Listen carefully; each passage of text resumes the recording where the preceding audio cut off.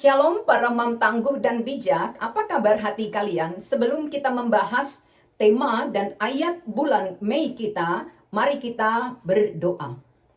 Tuhan Yesus, terima kasih untuk kebenaran firman yang akan kami dengarkan. Terima kasih untuk Roh Kudus yang pasti akan menolong kami, tidak hanya mendengarkan tetapi juga memahami dan menghidupinya. Amin. Firman Tuhan sebagai ayat untuk bulan Mei diambil dari kitab Yeremia pasal 1 ayat 19. Demikian bunyinya. Mereka akan memerangi engkau tetapi tidak akan mengalahkan engkau, sebab aku menyertai engkau untuk melepaskan engkau. Demikianlah firman Tuhan. Saudara, tema kita bulan ini adalah Tuhan melihat kedalaman hati seseorang, tulus melayani atau tidak. Tuhan melihat hati. Kenapa? Karena hatilah yang membuat pembedaan, bukan gelar, bukan jabatan, bukan status sosial, juga bukan kepemilikan harta gono gini.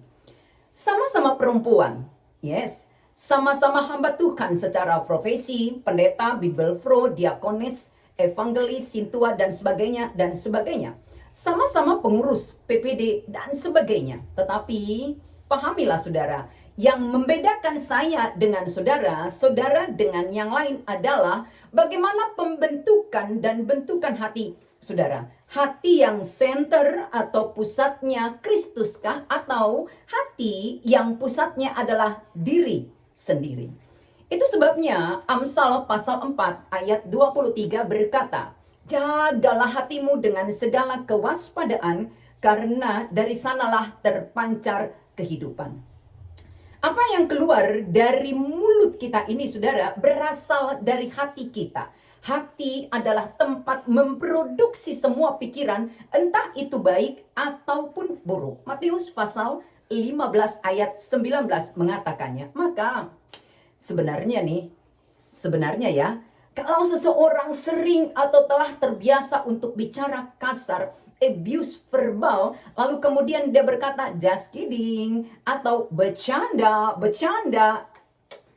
itu sebenarnya hanya bentuk pembelaan diri. Kenapa? Karena apa yang keluar dari mulutnya, apa yang dia ucapkan itu berasal dari hatinya. Maka hati-hatilah dengan hatimu. Saudara, jika kita membaca nas Yeremia pasal 1 ayat 19 tadi, rasanya kening kita akan berkerut dan bertanya, ini apa sih hubungannya dengan tema?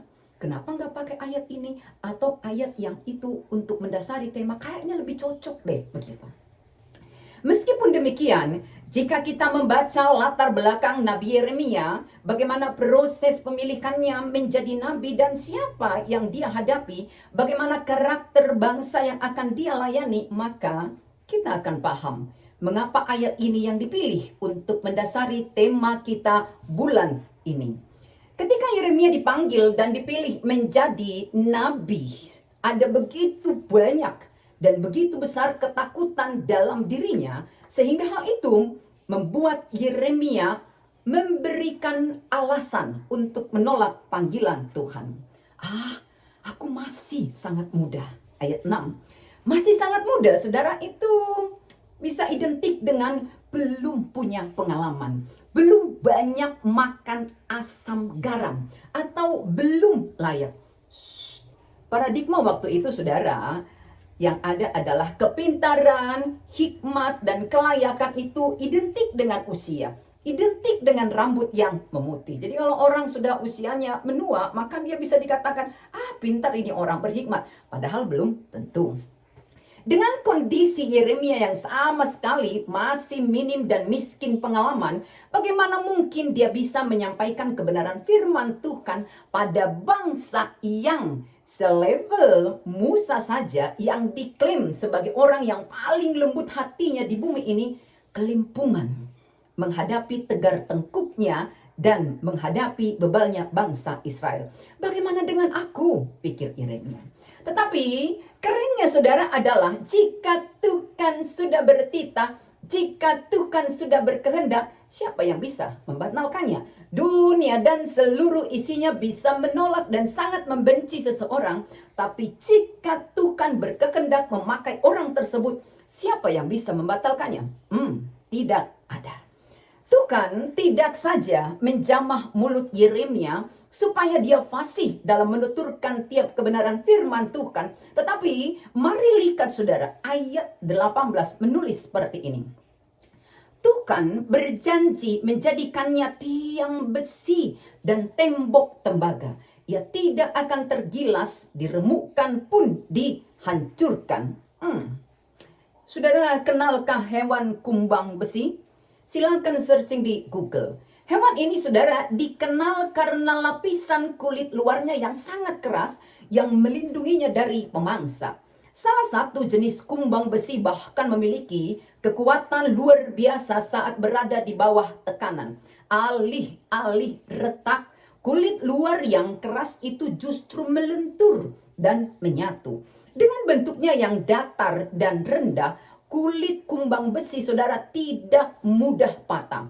Uji coba yang dilakukan para ilmuwan membuktikan kumbang besi dapat menahan tekanan ini nyaris 40.000 kali lipat bobot tubuhnya. Wow. Seperti memberikan kekuatan ekstra kepada serangga tadi, Tuhan juga mengaruniakan ketangguhan bagi seorang Yeremia. Kalau saudara membaca kisah hidup dan pelayanan Yeremia, maka saudara akan temukan bahwa di sepanjang hidupnya Yeremia difitnah, ditangkap, diadili, dipukuli, dipenjara, dilempar ke sumur dan sebagainya, tetapi dia selamat. Ia juga pantang menyerah meskipun pergumulan dalam dirinya sangat berat. Keraguan dan kesedihan menerpanya. Penolakan yang terus-menerus dari bangsanya dan kengerian akan serangan tentara Babel semakin menekan jiwanya. Tapi pada akhirnya saudara, dia berkemenangan setia sampai akhir melakukan tugas panggilannya. Saudaraku, pernahkah saudara menghadapi situasi yang mengancam? Entah secara fisik pun secara mental spiritual. Jika secara fisik rasanya lebih mudah untuk dihadapi karena kita melihat dengan jelas ancaman itu sehingga punya waktu untuk mewaspadakannya ataupun menghadapinya. Tapi mohon saudara tidak salah paham karena saya tidak sedang bermaksud mengecilkan ancaman dalam bentuk apapun pada fisik saudara.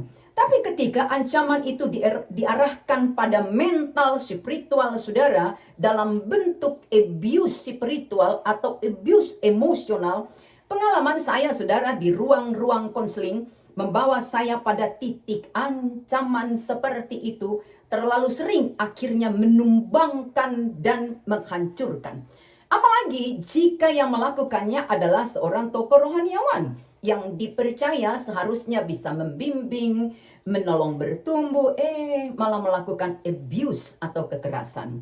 Orang yang menjadi korban abuse spiritual ini, abuse emosional ini, bisa mengalami trauma yang sangat mendalam pada gereja, pada para rohaniawan, bahkan trauma kepada Tuhan. Saudara, Yeremia mengalami ancaman paket lengkap. Tidak hanya untuk fisiknya, tetapi juga untuk mental spiritualnya yang mungkin saudara pun pernah atau sedang mengalaminya saat ini. Sungguh-sungguh mengerjakan tugas pelayanan yang dipercayakan kepada saudara, malah ditikung, dikhianati, difitnah, dicekal, dan sebagainya. Bukanlah sebuah rahasia lagi jika di tengah-tengah gereja hal-hal seperti ini terjadi dan dilakukan oleh orang-orang yang mengklaim dirinya pelayan Tuhan. Untuk sebuah jabatan ketua SPH misalnya, ketua PPD misalnya, melakukan abuse secara verbal, secara spiritual, bahkan secara fisik pun dianggap oke. Kalau kata iklan, berjalan pintas dianggap pantas. Menilai seseorang dari status sosialnya tingkat pendidikannya, bahkan materinya, dan kemudian dilabeli dengan tanda kutip tidak layak. Dan menganggap seseorang yang pekerjaannya oke, harta gonogininya oke, pendidikannya oke, semuanya oke, kecuali tentunya hatinya. Nah, itulah yang layak, saudara. Itulah yang dikedepankan. Tuhan melihat kedalaman hati seseorang, apakah tulus melayani atau tidak. Tapi Inang Pendeta, kenyataannya si Anu yang bukan rahasia lagi sering jadi toksis, menyebar racun, ya, mulutnya beracun, perilakunya macam pisau belati, menusuk ke sana sini, meracuni ke sana sini. Itu yang terpilih. Lenggang kangkung malah dia melakukan segala sesuatunya. Kumaha itu Inang? Waduh ini Nang. Ibu-ibu yang tangguh dan bijak. Kalau di dunia ini sudah dipenuhi dengan tanda kutip orang-orang yang sadar dirinya, tak usah lagi ada renungan bulanan kita. Sudah baik-baik semuanya. Tapi karena memang adalah sebuah dinamika kehidupan, saudara, baik orang pasti ada yang tak menyukainya. Tapi orang tidak baik pasti ada juga yang mendukungnya. Minimal orang yang sama tidak baiknya dengan dia. Itu dinamika kehidupan, saudara. Hanya kembali ke tema kita. Tuhan melihat hati, bukan senyum Yudas yang di depan saudara terlihat sumringah banget. Bukan tutur kata yang bak sair para pujangga. Bukan gestur yang gemulai bak penari. Profesional, bukan. Tuhan melihat hatimu, melihat hati saya, dan melihat hati kita sekalian. Apakah isinya racun yang mematikan atau air kehidupan? Maka percayalah saudara, orang seperti itu akan tiba pada masanya tak lagi punya taring, karena bukankah firman Tuhan mengatakan untuk segala sesuatu ada masanya? Hidup dan berperilaku semau gue. Karena sekali lagi saudara, ya, orang-orang yang hidupnya seperti itu, gitu, lalu kita menjadikan orang-orang seperti itu sebagai satu alasan tidak menjaga hati kita. Karena kita berpikir, yang kayak begitu juga aman-aman aja, sejahtera, hidupnya naik, karirnya seperti itu, ya. Sekali lagi, saudara, Tuhan melihat hati dan bentukan kondisi hati itulah yang diperhitungkan oleh Tuhan. Bukan kelihayan saudara berkata-kata, bukan kelihayan saudara bersandiwara di depan orang, atau prestasi-prestasi yang Anda ukir. Sekian periode menjadi ketua ini, sekian periode menjadi bla bla bla bla bla, sama sekali tidak. Tapi apa isi hati saudara yang pastinya itu yang terlihat dalam kenyataan sehari-hari, terutama lewat tutur kata dan perilaku kita. Nah, saudara, saya percaya saudara familiar dengan lagu ini. Bukan di nomor berapa? Di tanda de batata nadi ibanahi nang met nang nabaga dinasabang sowi. Nomor berapa saudara? Atau lagu ini deh. Walau dunia melihat rupa, namun kau memandangku sampai kedalaman hatiku. Orang sering sekali menilai kita hanya dari apa yang dilihatnya dengan mata fisik, tampilan luar, lalu mengklaim, ngau tadai sian bla bla bla bla bla bla bla bla bla begitu. Lalu dengan pemahaman seperti itu, klaim bahwa dia mengenal orang itu, dia bisa berbuat sesuka-sukanya, meletakkan nilai sekian untuk orang tersebut. Artinya apa saudara? Merasa takut, merasa sedih, merasa terluka karena orang-orang menolak dan memperlakukan saudara seperti orang yang tak ada harganya, wajar, manusiawi. Tetapi mereka yang sudah punya tanda kutip self-awareness, sadar siapa dia, I know who I am, semua rasa yang tadi bisa dihadapi dan diatasi dengan baik. Kenapa? Karena seperti Yeremia, Tuhan membuatnya menjadi tiang besi dan tembok tembaga. Siapa yang akan meremukkan dan menghancurkannya? Roma 8 ayat 31 saudara berkata, jika Allah di pihakku, siapakah yang akan melawanku?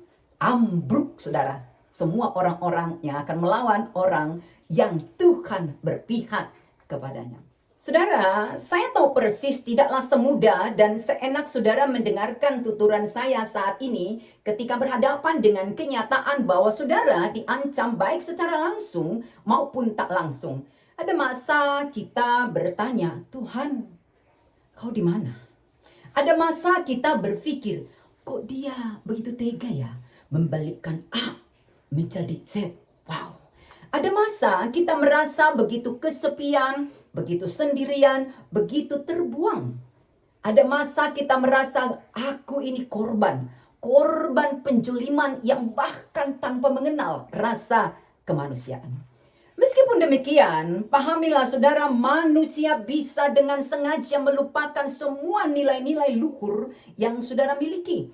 Melupakan kebaikanmu, melupakan jerih lelahmu, tetapi Tuhan tidak akan pernah melupakannya.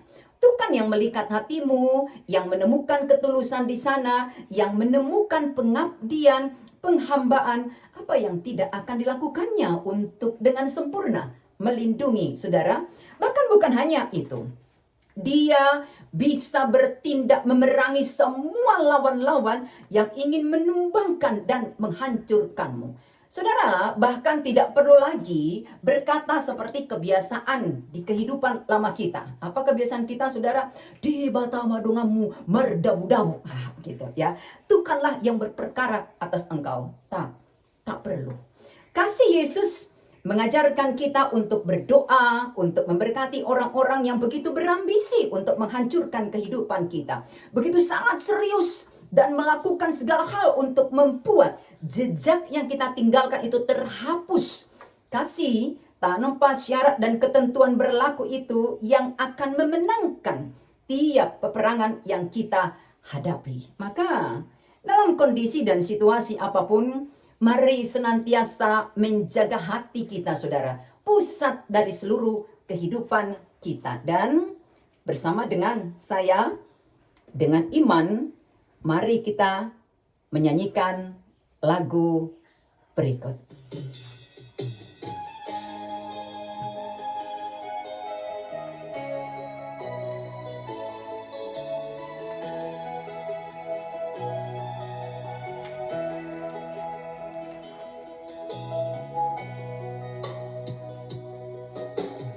Tiada pernah ku ragukan kasih setiamu ya Tuhan. Setiap waktu dalam hidupku tak pernah kau tinggalkan. Meski langit tampak suram, awan gelap pun menghadang. Hadapi badai, lewati gelombang, tak pernah kau tinggalkan diriku.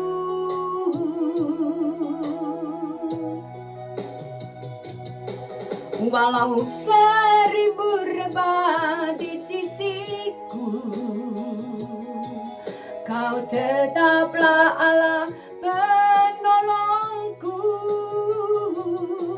Walau 10.000 rebah di kanan aku, takkan ku goyah sebab Yesus sertaku. Kenapa saudara? Karena Tuhan melihat hatiku, melihat hatimu, melihat hati kita semua. Maka jagalah hatimu, saudara. Amin. Kita berdoa. Tuhan yang melihat hati, yang mengenal kami bahkan jauh melebihi pengenalan kami akan diri kami sendiri. Terima kasih. Kau membuat kami berharga. Nilai yang takkan bisa diubah oleh hitam pekatnya dosa kami, pun kejamnya perbuatan orang pada kami. Terima kasih. Kau selalu menolong kami untuk menjaga hati, bahkan di kondisi yang paling sulit sekalipun. Kau selalu tolong kami untuk bisa merasakan bahwa Kau ada. Dan itulah yang membuat kami berkemenangan. Terima kasih untuk firman-Mu. Saatnya hamba mundur, hamba boleh semakin kecil, direndahkan, dan dilupakan orang pun tidak mengapa. Asal kebenaran firman Tuhan yang sudah hamba sampaikan termeterai di hati yang mendengarkannya. Amin.